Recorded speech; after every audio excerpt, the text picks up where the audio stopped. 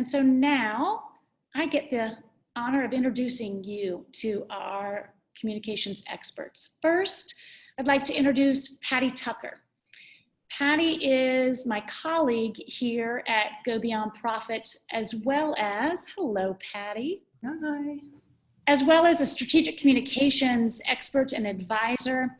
She is the founder of Treehouse Counsel consultancy.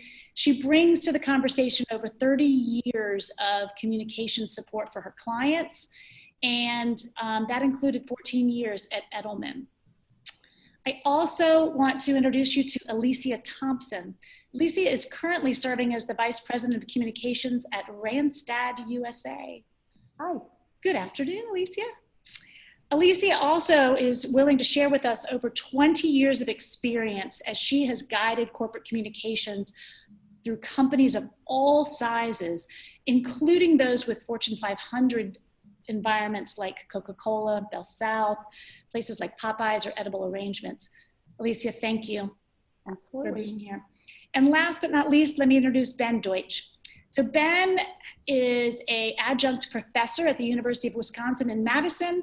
He is a consultant, he is an advisory board member and a communications advisor. He also has over 25 years as the leading communications at Coca-Cola, and will help us with his expertise in that role where he was responsible for both internal and external communications. So thank you, Ben. I want to thank you all for being here today. You bring so much to our audience, which, as we know, goBeyondProfit's members are those who are leading and driving business, who are the presidents and CEOs of small, medium, and large businesses all across the state. So thank you for taking the time to break it down and help them strengthen their business and care for their people. Patty, I'm going to let you take it away and host the panel for us today. Okay, thank you, Megan. Let's see, we'll go back to a screen share and walk you through the research that Megan referenced. Back in June, we asked employed adult Georgians how they felt specifically about their employer's response to COVID and what they needed right now. So we'll whip through top lines of this because Alicia and Ben and I will be alluding to this and building on this, bringing it to life for you over the next hour. So a super quick walkthrough. First, good news. Employee trust and loyalty increased because of what they saw in their employer's response. 57% came in at much or slightly higher trust and loyalty, and 34% in at about the same. Now, given the dramatic shifts we've all had to do, that feels pretty good. But more importantly, what were the behaviors they correlated that they saw in their employers that increased trust? Because those become our playbook. And here are the top 5 that were rated excellent or good in what they saw of their employers. Demonstrating care for employees, communicating well and with transparency to employees, and the leader specifically, the CEO or president, their visibility and accessibility. And tied at 65%, they appreciated seeing outreach to help community needs and adapting the business to market shifts. A broad range. We also inquired how they're doing right now in a few questions. So interestingly, they feel more or much more productive at 46%, higher productivity than before the pandemic. 40% about the same, and only 15 less productive. They also have a pretty good state of well-being on a scale of 1 to 5.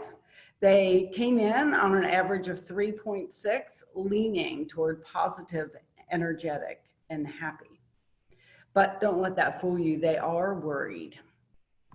Their top worry is job security, up there in the green. followed very closely by their own risk of corona exposure at work and the health of their friends and family. Coming in single digits were things like their job development and skill advancement, and worrying about family logistics through the crisis. Now, we specifically said, what do you need in the workplace right now to recover, or whatever we call this phase we're in? And we coded these because we were so struck by the meshing of workplace logistical things and the more personal cultural things. So I'll point them out in order. Their highest need is to feel secure that their workplace is a safe physical environment. But shifting to the right at 75%, they need to feel appreciated and valued by the business. And they need to feel a sense of purpose in their work. So while they're worried about job security, they need to feel its relevance and appreciation.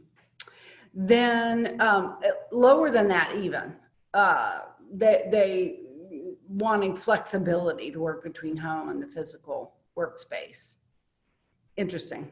And then still at a resounding 66%, they want you, their employer, to understand that sometimes they're emotionally impacted by the pandemic. Not something they might commonly knock on your door about, but they're affected and need you to know. Lastly, we asked specifically about communication, and 75% said they want you to communicate the steps you're taking to make the workplace safe, and equally high, communicate frequently about the business recovery progress. They're in it to win it with you. They're worried about the business with you, and they want to hear how it's going. So those are fast stop lines. You can find more depth context online, but that gives you a quick grounding for our dialogue. I saw you two nodding along the way. I'd love to just start. What jumped at you? Anything surprise you in there, or what struck you most? Alicia, ladies first. Yeah, so I think the thing that jumped out to me the most, because I'm living it myself, is this whole concept of trust and loyalty deepening, right?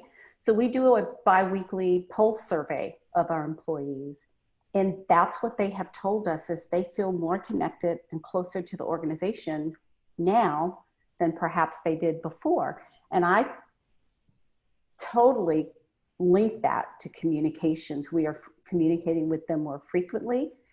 All of the things you said around transparency, visibility of our CEO, we're showing care for them. We're coming up with programs to support them in balancing work and home life. And so I think that is so absolutely true. And those numbers just reinforce what I'm feeling and living in my own organization today. So Alicia, you're communicating more, I heard, and you're polling them. Mm-hmm. Do you think the polling is part of them feeling understood, or is that, an accidental product? No, I think it's very important that they go hand in hand, because we're asking for their feedback. We're showing them we are interested in how they're feeling and what they're thinking. And so I think the two go hand in hand very much so. And we're pivoting our communications based on the responses that we get in those pulse surveys. And we're developing programs based on what we hear in those pulse surveys. So it's very important that we hear and we listen to them. What do you do when you get bad ideas or ideas you don't want to implement? Do you address those? We acknowledge them. We acknowledge everything. So we acknowledge them, and then we come back to them with ways that we are going to address it, but perhaps in a different manner that is more conducive to the broader recovery strategy and not just a one-off. Amazing. Ben, while we're on trust, what strikes you about that? Does that feel right to you? Well, yeah, absolutely. I mean, when I looked at those results, there were two things that I found a little bit surprising. One was that 65% of employees felt that their businesses were adapting to market shifts. And I think to me, that's incredibly impressive, just because we're dealing with something that we've never dealt with before. And so I think that speaks a lot to the CEOs and the leaders that are on this call for being nimble and being able to address that, because that's not in the playbook. The second thing that I thought was interesting is that the mental well-being leans toward the positive. Mm-hmm. And I wasn't expecting that. But I then paid attention to the detail, and it said the survey took place in June. Well, that's while kids are out of school, right? That's when the school as we know it is not in session. And I think I just would throw some caution against that for everybody, just to think about once the fall hits and once the stress of remote classrooms start coming into play, and the burden that those of you that and the folks on your teams, the burden that puts on parents. Early on during the pandemic, I'm advising a startup, and the CEO, I was getting all of these texts and emails at 3 o'clock in the morning or 2 o'clock in the morning. And I got up that next morning and I texted him and I said, "Why are you sending me emails at 3 o'clock in the morning?" Because they weren't obviously urgent. And he said, "You have to understand, I've got 2 little ones and I am trying to manage my time and find out where my work time is versus my parent time." And I could definitely feel the stress that he was under. So again, just something to note for your teams as you move into the fall. Yeah, absolutely. And that kind of building back on what Alicia said, that sometimes you have to communicate what it is you are doing and course corrections, right? Mm-hmm. That's, the point about transparency, it can be hard for leaders to admit, that didn't quite work, that course that we tried. Or, I got half of you saying you desperately want to come back into the office and half of you don't. It's a little King Solomon. So the transparency. Have you ever in your careers seen such a great need for shifting in real time and leaders learning to communicate decisions in real time like this? No, I haven't. I started with this organization in the middle of COVID. So understanding where we were in March to where we are today, and all of the shifts and pivots with markets shifting to work from home, opening in phase 2, phase 1, phase 3. Now we have a spike. What does that look like? Really having to monitor the business. And I use this to reinforce the idea that communications has such a direct link to the business of the business, right? Because we have to have our pulse on what's going on externally, as well as the pulse on our employees' feelings and thoughts, and helping to bridge that gap between helping them understand why we're making the decisions that we're making. If we're going back to a work from home model, they need to understand why we're not making that decision arbitrarily. So the need to constantly course correct in this time is absolutely imperative. Mm-hmm. Now, many of our members, by definition, businesses, a majority of businesses in America and the world are small businesses, mm-hmm. and that is true of goBeyondProfit members too. When you think about a smaller business, and you've both worked, in environments and with leaders of smaller businesses in addition to the big guys, what does that feel like? Let me ask a more specific question. How often is often to communicate frequently? Right? Like, how many times does the CEO need to tell something? Ben, you're nodding. Yeah, I'll say a caveat here, I think, is that I think it's very difficult to end up over communicating during times of crisis, and especially during a health crisis. So I don't think that, that there's any issues with over communicating during the unique time that we're in right now. Having said that, there is such a thing as over communication, and I've had experience around leaders who overdo it. Some because they have committed to a Monday morning communication, have kept that, but at the end of the day, is it really adding a lot of value to the staff? And I think, like, when the question of frequency is raised, how often should you communicate? I tend to sort of fall back on this idea that every communication should have a purpose. And that should guide the frequency of communication. So what are you trying to achieve?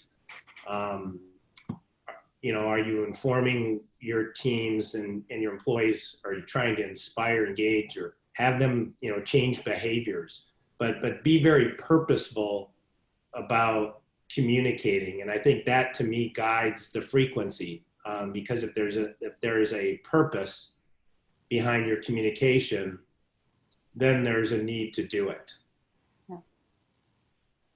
And I would reinforce that and say, also, you have to look at, is it a formal communication or is it informal? If you have an office of 100 people and you're walking the floor on Wednesdays and checking in with people and having small conversations with them, that's a communication. And that is just as important as the formal communication that you put out that's much more purposeful, because that does have a purpose. That goes back to that caring and just interest in how you're feeling, how you're doing, how you're managing. So I think it's a little bit of all of those things. So here's a loaded question, because the three of us have similar career paths. If the founder president, leader wants to get an idea or a message across to their people, how many times do they have to say that for it to be heard?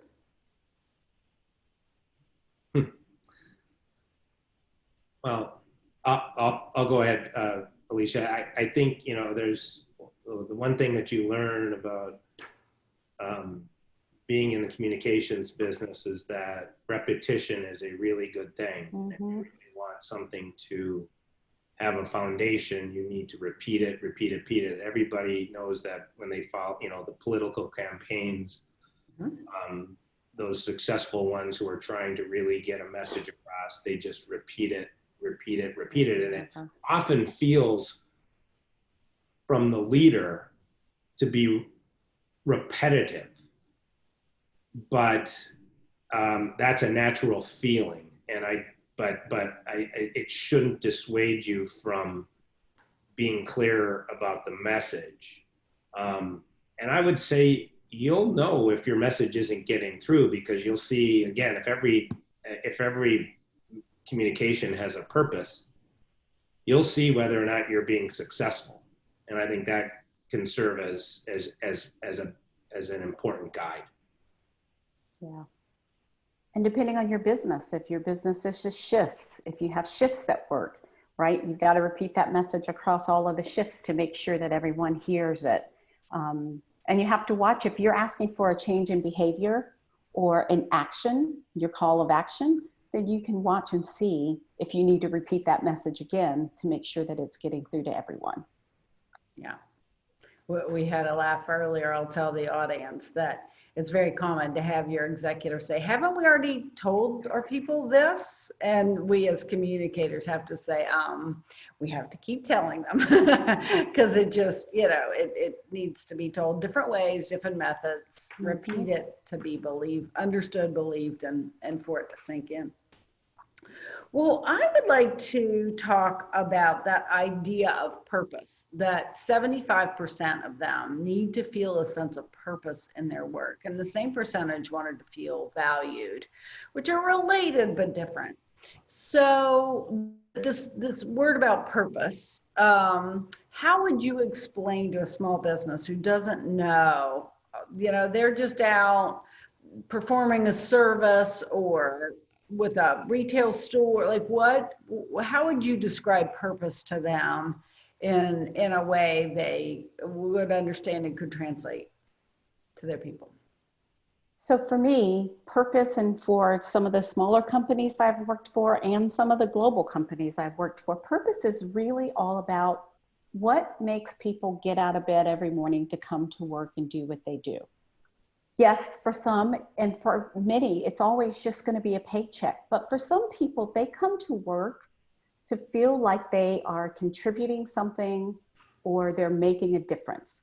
And they want to have that sense of purpose every single day when they come in the office. They want to make sure that they leave at the end of the day feeling like they had an impact, either on their coworkers, on the bottom line of the business, or their customers. You have a service technician that works at my HVAC company that works at my house. Those folks work with a purpose. They come here, and it's not just about fixing my HVAC system. It is about making a difference in the lives of their customers. And when they do that, these people have 20-year tenures with this company. You don't work for a company for 20 years unless you feel like there's a reason that you are there.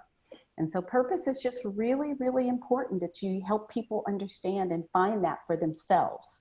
And then you live it and you breathe it every day as an organization. Beautiful. Ben, how would you describe it? Alicia said it perfectly. The only thing I would add to it is and saying it's a little slightly different is, it's, to me, purpose is helping employees see the impact of their work on others. Mm-hmm. And that can work for what you make and sell, but it can also work in how it can also manifest itself in how you support the communities where you operate, and both.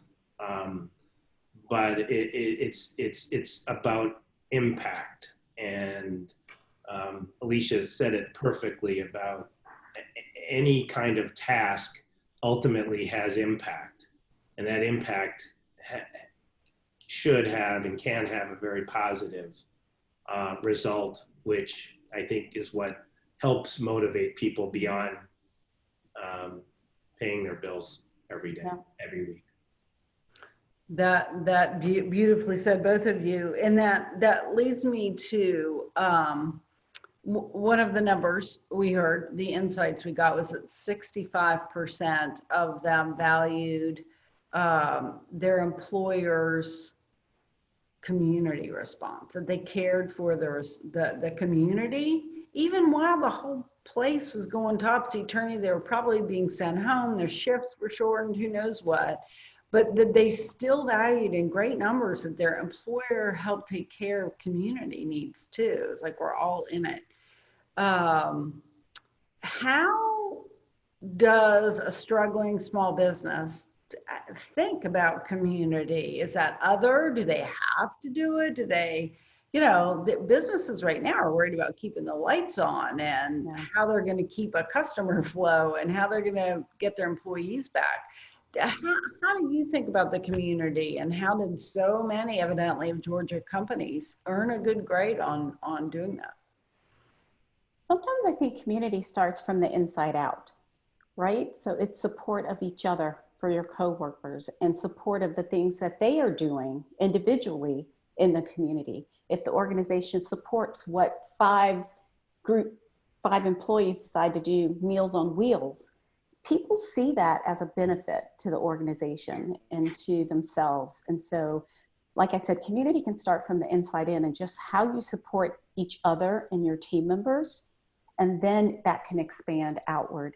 Bigger companies, community, they should have had programs in place, or you hope they had programs in place already, and that they didn't step away or back away from that just because of the pandemic. Actually, the pandemic revealed even deeper needs, right? So you hope the company leaned in to the community support than stepping backwards. So. Yeah, and I would say sort of related to what Alicia said about starting internal. First of all, I want to be very clear and acknowledge that it's not simple at all. It's a very challenging sort of balance that you obviously are trying to sort of weigh. But I kind of look at it, and, you know, sustaining your company through a crisis is the most important thing you can do to support your community. Right. So, you know, it starts, as Alicia said, internally, but I think employees are your most important community. You know, that's a big part about supporting your community. You're not going to be very helpful to the community if your business is not doing well and because of what's happening. So, you know, I think people understand. On the flip side of that, you know, I would say to the best of your ability, play the long game if you can. You know, your customers are going to remember that you were there for them in difficult times. And they're, you know, at Coke, and again, I recognize that, you know, this is a multinational that has significant financial resources, but in many of the downturns that we had in my 25 years at Coke, one of the things that struck me is how much we obviously leaned in two areas, one in our community and the other with our customers. And those customers never forget that. And I think that's just important to sort of recognize. And the other thing I would say too is that, you know, we talk about community, it doesn't have to be financial. And anything that you can do as an organization to volunteer and to give, you know, days off to some of your employees to volunteer at a shelter or whatever's their passion point. That's in many ways more valuable than making a financial contribution. I love that, Ben. And we have seen so many great stories and captured a lot of them of companies, even ones who've had to furlough employees. Mm-hmm. You know, in some cases, they paid their employees to go do volunteer work for a while.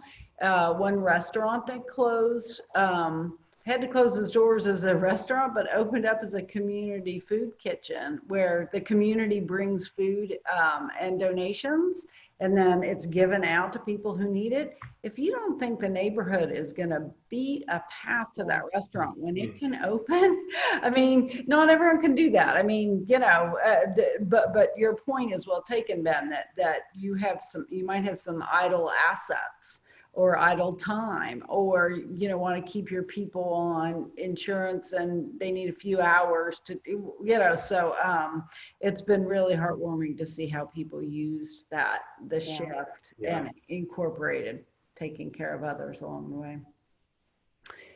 How is it the CEO's job to build a culture of appreciation, or is that HR, or is that is that a soft, fluffy thing? Or is that part of the CEO's job? It's a very strategic thing, and it definitely is a CEO's job. You know, we've all heard the mantra, it starts at the top, and people will reinforce and follow the suit of the leader. Mm-hmm. And so I think it's very important that CEOs show that appreciation for their team members, especially during times like this when everybody's, again, balancing home and work and the craziness that looks like.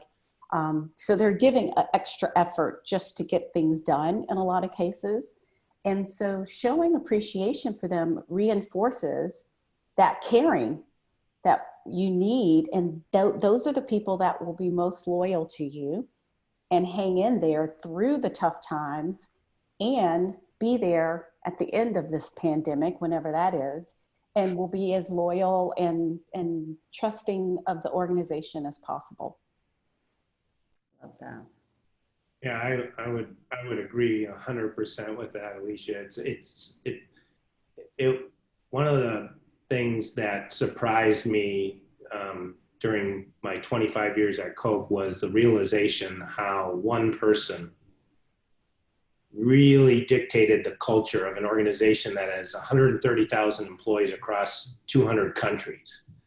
And I was struck, and I was there for maybe 4 or 5 CEOs, and each one of those CEOs created a different culture, and it was driven by them. And so, that just reinforces the idea that, whether it's 130,000 or 30 employees or 10 employees, what you do and what you say creates the culture in which everybody operates. And so the simple things like, just saying thank you. I worked for a CEO at one point who didn't know how to say thank you. And, just the simple things such as acknowledging good work and celebrating successes. And I know these things sound so basic and simple, and I'm sure you're doing them, but my experience in working, I didn't see that always from leaders. So those things make a huge difference. Yeah. When I worked at Popeye, Cheryl Batchelder would tell us every day, we have 1,200 small businesses.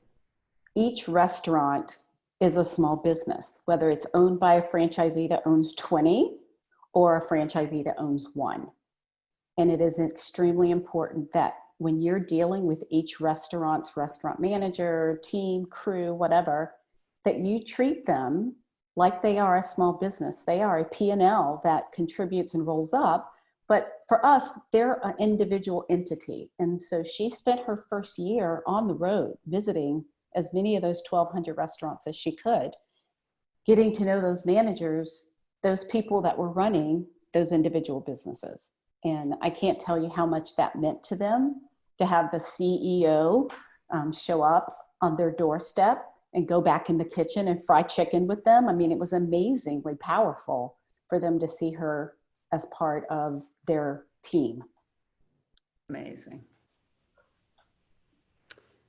And Megan's back with us. I bet she's got a pocket full of questions that have come in from our attendees. It's always a juggle, right? There's this incredible conversation going on, and yet I have to tell you, we've got some really amazing questions from our attendees. So I want to honor their interest in getting your specific advice.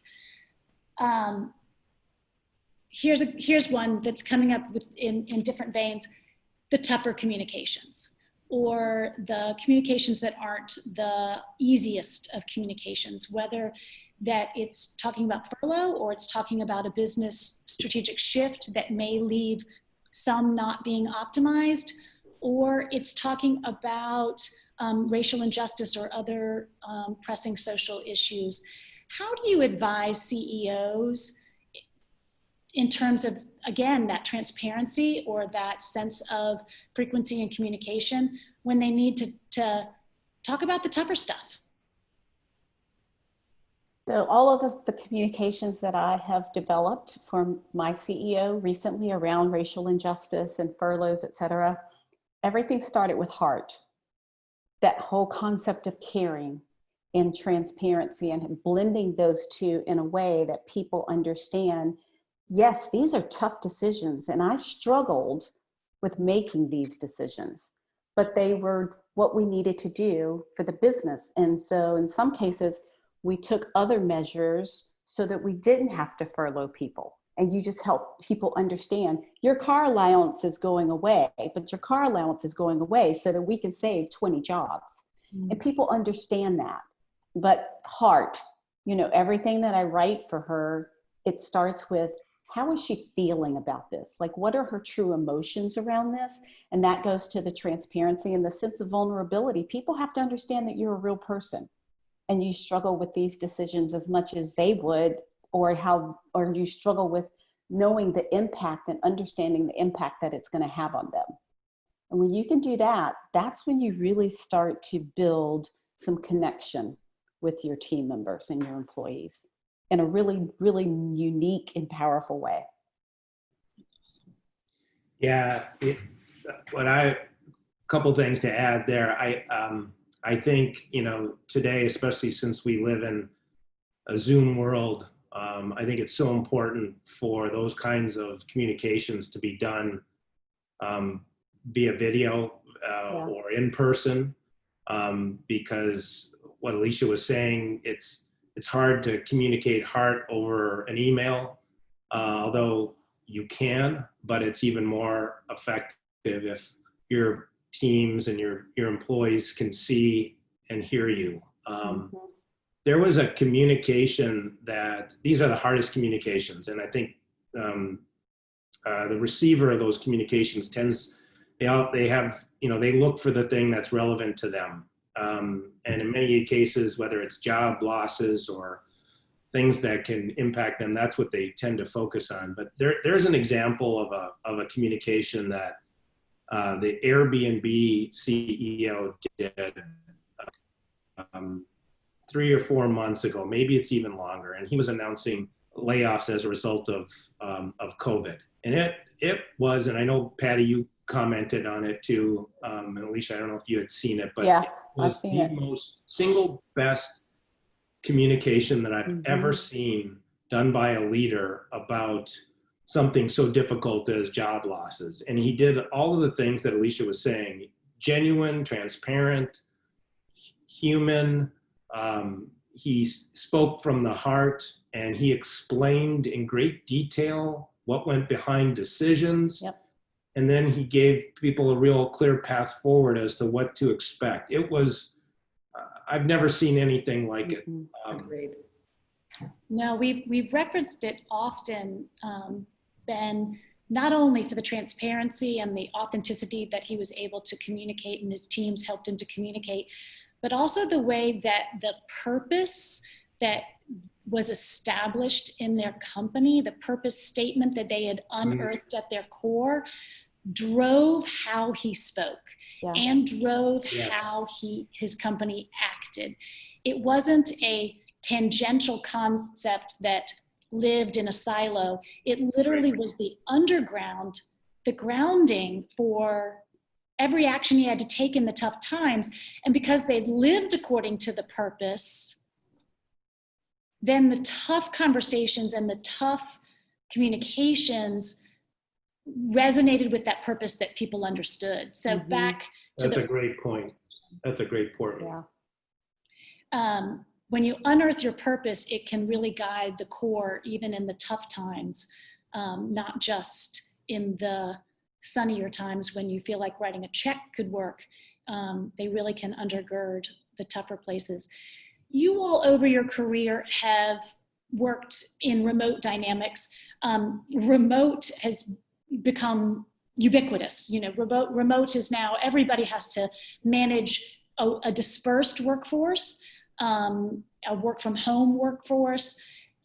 Do you have any advice on how you might change up your communications in order to bridge the variety of ways that the workforce is dispersed? Not everybody has the same technology access. Not everybody has a Zoom culture that drives enables their business. Do you have some thoughts on powerful communication tools that aren't quite so dependent?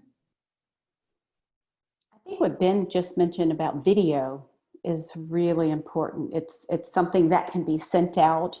It's a directed message.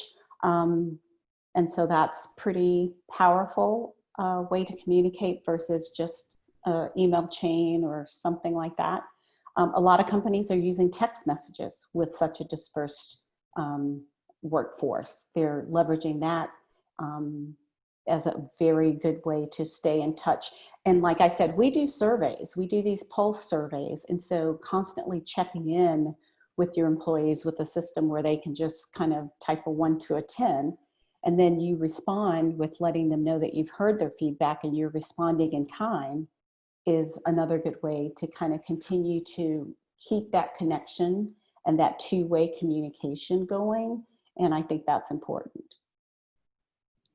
I think that's a great point.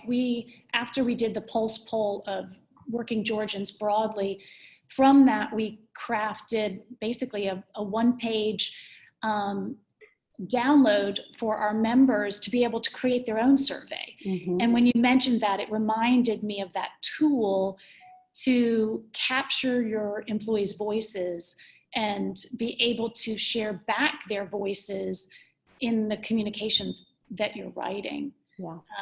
I think that's incredible.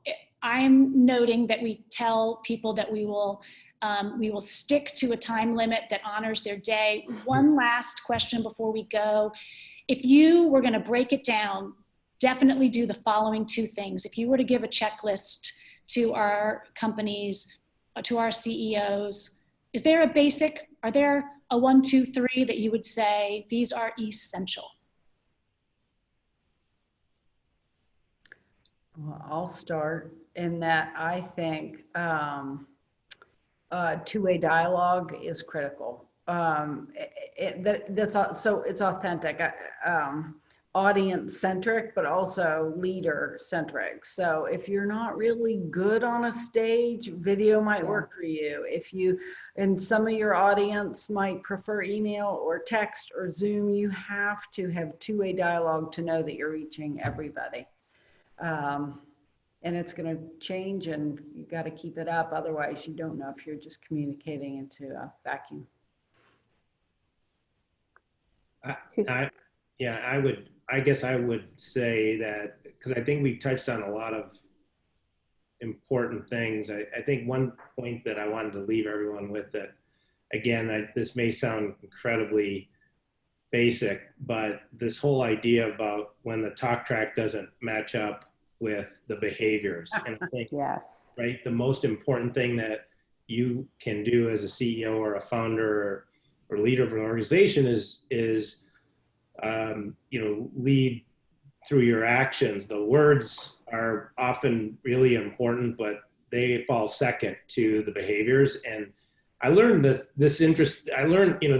seems so obvious, but I'm going to give you an example that very quickly. But one of the things, we had remote working, this was 5 or 6 years ago, we introduced it with my team, and I was very aggressive about encouraging my team to take advantage of remote work.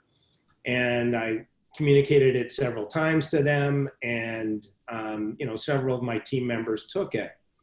And so I gave myself a pat on the back, thinking that I was this progressive leader who was encouraging this kind of working when our culture was really more about being present.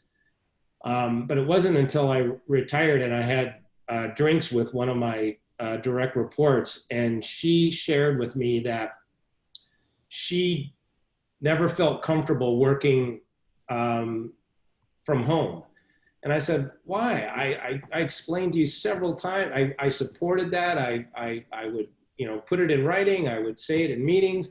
And she said, she goes, "You never, ever worked from home." Mm. And it just really completely caught me off guard. And I thought to myself, wow, actions do matter. Oh. And my one tip would be authenticity, right? You just have to be authentic in all of your communications. Goes back to Ben's point about, walking the talk, right? But you have to be authentic and you have to be consistent with it. Amazing. Well, I cannot thank you enough. I know that all of our attendees learned tremendous things from you all today, and I really appreciate it. And the video will be available to all that attended and to all that RSVP'd. And we will be taking so much away from this to help create tools for our members. For those of you who have interest, please go to goBeyondProfit.org to learn more about how you can be a part of this alliance of Georgia companies that care, to find the research, to reach out to us if you're interested in the Pulse Poll survey that you can adapt for your own company. And of course, to be able to see this video and to see other snippets from experts, you can follow us on LinkedIn and Facebook and Instagram to make sure you're be able to find these nuggets for your own company. Thank you, Alicia. Thank you, Ben. Patty, as always, grateful. Thank you all so much. Have a great day. Thanks. Thank you. Bye. You too. Bye, all. Bye.